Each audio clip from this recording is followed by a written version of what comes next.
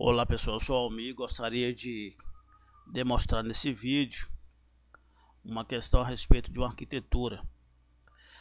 Gostaria de salientar que esse vídeo caseiro pode surgir de repente um som de fundo, alguém me chamar, ignore tudo isso. Neste caso,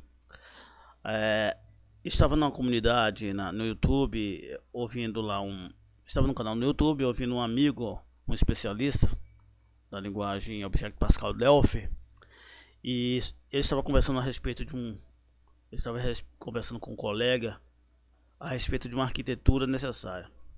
Então, como eu estava assistindo o vídeo, resolvi propor uma solução baseada no caso dele. O que acontece? Ele precisaria aí de uma arquitetura que pudesse receber milhares de requisições de diversos dispositivos, de milhares de dispositivos, sendo uma requisição por segundo. Então o que acontece? Eu resolvi então, a partir disso, criar essa arquitetura aqui, uma arquitetura minimalista com 10 dispositivos, simulando 10 dispositivos. Eu tenho aqui usado uma máquina de 2 GB de RAM, que é uma máquina pequena, tem uma pasta instalada localmente. Então os aplicativos que simulam a requisição e os servidores estão na mesma máquina. Portanto, uma máquina aí mais robusta seria capaz de atender essas demandas dele para milhares de dispositivos. Nessa solução que eu adotei com o CCV CompDB na versão CGI, adotei a segunda arquitetura. Considere então um servidor Windows. No meu caso aqui é localhost, mas poderia ser na Amazon, por exemplo. Tá, uma máquina. Vamos considerar uma máquina apenas para um certo nível de quantidade de dispositivos que vão acessar esse servidor. O que acontece?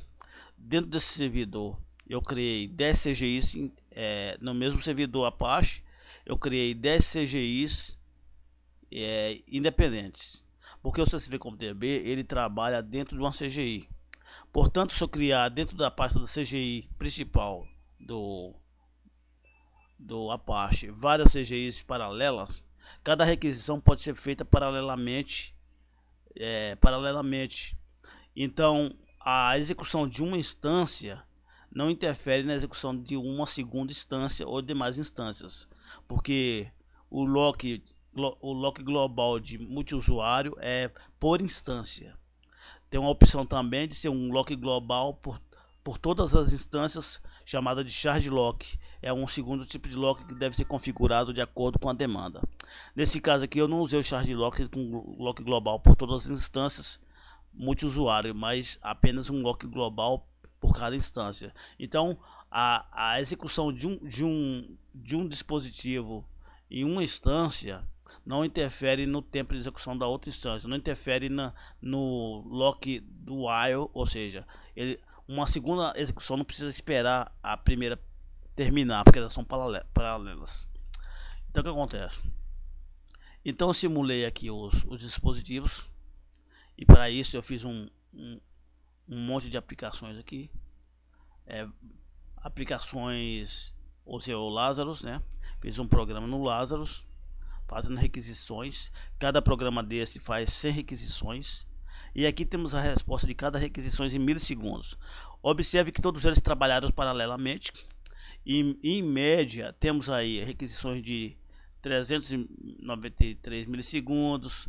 Aí varia conforme o tempo de resposta do servidor.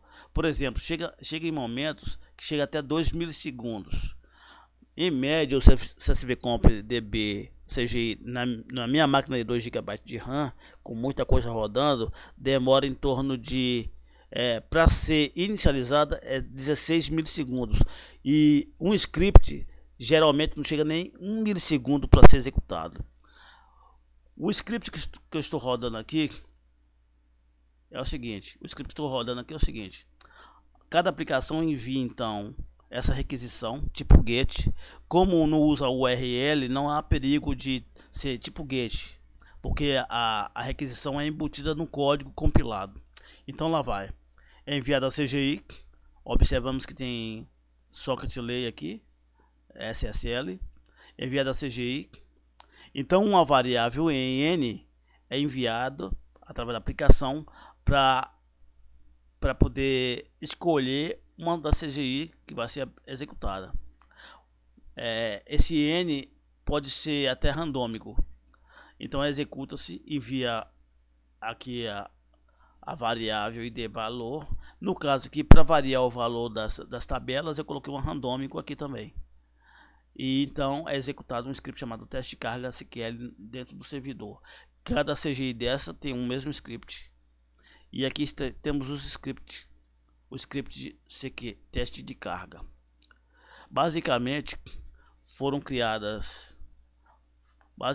criada um banco de dados, e nesse banco de dados temos 100 tabelas, chamada IoT Click, ou seja, pode ser usado até 100 clientes diferentes aqui no caso, sendo que temos uma função chamada handle que pega esse randômico entre 0 e 100 e vai direcionando as respectivas tabelas. Vou mostrar aqui dentro da CGI BIM do Apache.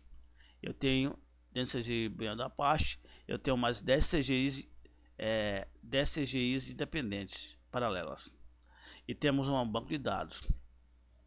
Cada CGI independente tem uma instância CSV CompDB instalado, uma instância, aqui a instância com o script de carga nele. Então cada instância do CGI tem isso aqui. Voltamos ao CGI principal e aqui temos o banco de dados, a database, que é o número de tabelas. Essas tabelas aqui, por exemplo, foram criadas automaticamente através do comando Big Data. O comando Big Data do CSV CompDB pode criar de 0 a N tabelas, todas integradas. Aqui vamos abrir, por exemplo, uma tabela dessa. Lembrando que no CSV CompDB uma tabela é um arquivo CSV e apto a aceitar transações também. Não é apenas um arquivo estático. O nosso CSV CompDB, o CSV qual ele trabalha, não é apenas um arquivo estático. Ele pode receber até uma transação. Todo tipo de select, CRUD, substituições, updates, tudo integrado. Então temos aqui, por exemplo, algumas requisições. O valor varia porque tem uma função handle para variar o valor apenas para motivo didático, né? E aqui registra a data e a hora. Como é feito esse trabalho então em relação ao script? Temos aqui então o script aqui.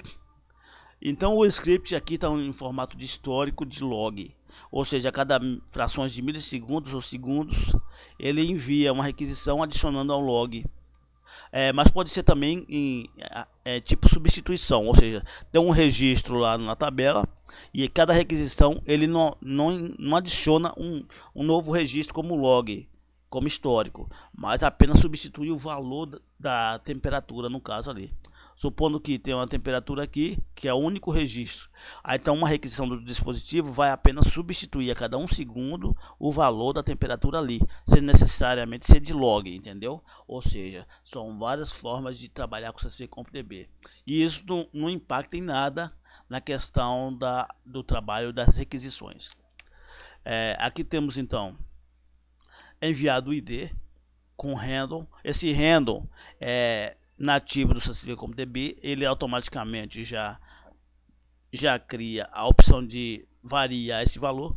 Temperatura é uma constante, ID valor é uma variável que vem lá do código da aplicação que está fazendo a requisição, que é a aplicação que foi feita no Lazarus. Aqui está o ID valor, a variável date e time são variáveis do próprio CSV CompDB, que é feito no servidor automático. Então esse é o script teste carga SQL. Aqui é a tabela, vamos fechar a tabela, e aqui o conjunto de tabela que foi criado anteriormente de modo automático. Voltamos então à instância superior do CGI BIM. Lembrando que então no caso aqui eu coloquei CGI BIM, cada CGI dentro da CGI BIM. No caso aqui, para demonstração, deveria ter uma CGI BIM aqui antes de CGI.N, CGI-N. Mas a ideia é a mesma, só basta configurar de acordo com a sua aplicação. Então aí a arquitetura, e aqui então estão as instâncias que foram executadas para essa demonstração. Pelo que eu tenho observado aqui, cada requisição demora em média 312, 300, varia um pouco. Lembrando que o Apache em si, uma requisição Apache em si, já demora em torno de 200 milissegundos na minha máquina aqui no caso. A execução do CSV.db demora, temos um sistema de log engine, lá no CSV.db temos um sistema de debug. Vamos abrir uma instância qualquer aqui, CG8, temos uma coisa chamada log engine. Log engine é o resultado de cada transação. Por exemplo, aqui essa transação durou 10 milissegundos. Lembrando que geralmente as transações são nessa faixa de tempo. Lembrando que esse 10 aqui não é o tempo da transação em si, mas o tempo em que o sistema foi disparado e a transação ocorreu. Por exemplo, se houvesse mais de uma função aqui de script, ele poderia ter iniciado nos 10 segundos, 10 milissegundos, e ter executado aqui 50 ações em menos de 1 milissegundo. Isso aqui é o tempo de start frio, entendeu? Start frio. O CSV.db é muito rápido nessa questão. Porque quando foi desenvolvido lá no início dos anos 2007, a ideia era ser flexível e veloz, né?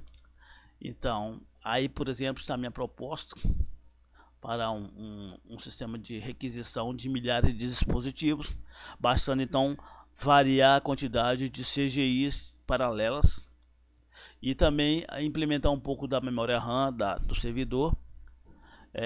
Eu acredito que um servidor de 64 GB de RAM é necessário para milhares e milhares de requisições. Lembrando que quando um registro é feito na tabela CSV.db, ele pode ser acessado de qualquer outro lugar do mundo, inclusive como uma tabela.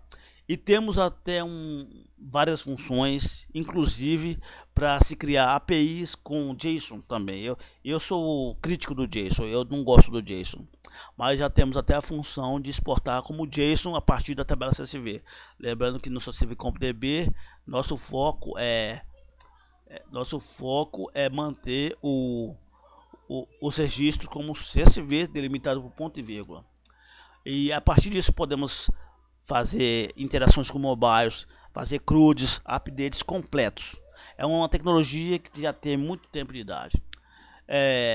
Eu agradeço novamente essa visualização. Vou deixar aqui o blog, aqui o endereço do blog. Vou deixar aqui meu contato, qualquer coisa. Assim também eu aceito doações de empresas para esses trabalhos, para esses projetos. Faço trabalho também com desenvolvimento de arquiteturas, sempre baseado no CSV.db, porque o CSV.db faz parte, já é como se fosse um membro da minha família. Eu agradeço a todos vocês, obrigado.